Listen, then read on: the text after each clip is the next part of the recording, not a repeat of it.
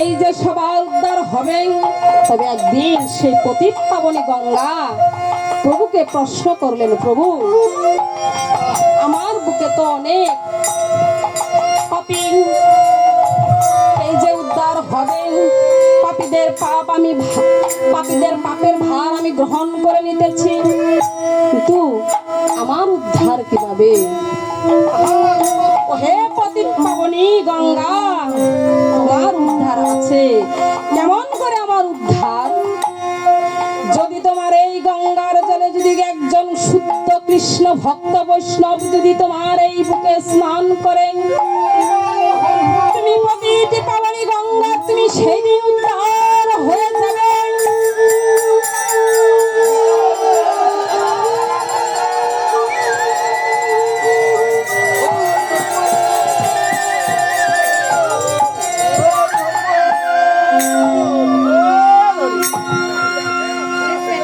এইভাবে সগরের ৬০,০০০ পুত্র সেইখানে উদ্ধার হলো।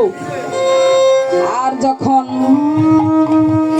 হনুমান ভাবলেন আমি কেমন করে এই মুনির পাশ থেকে আমি অশ্বটা নেব,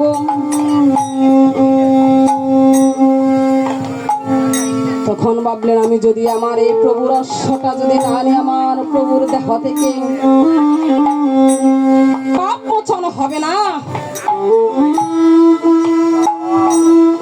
আমি যদি আমার এই প্রভুর জন্য আমার এই দেহ যদিও প্রভুর সেবায় লাগে,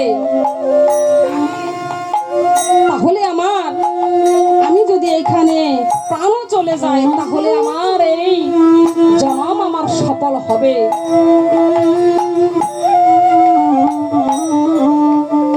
এই কথা বলে তখন কি করলেন, হনুমান মুনির এক পাশে গিয়ে তখন বললেন, জয় রাম জয় রাম বলে উচ্চ স্বরে ডাকিতে লাগলেন।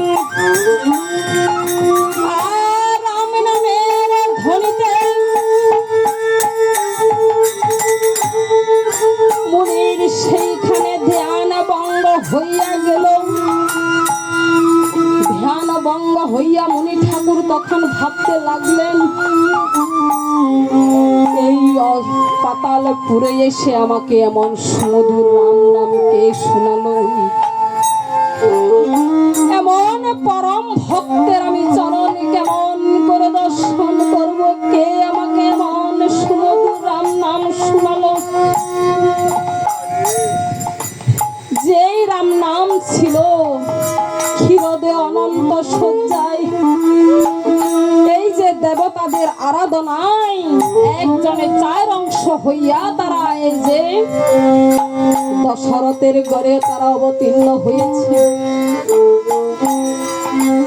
আর আজকে আমাকে পাতালপুরে এসে এমন সুমধুর রাম নাম শোনালো, ওরে কে শুনালি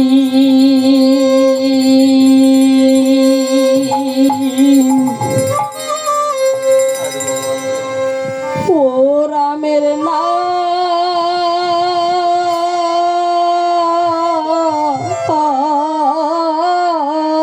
রে, ও রে আবা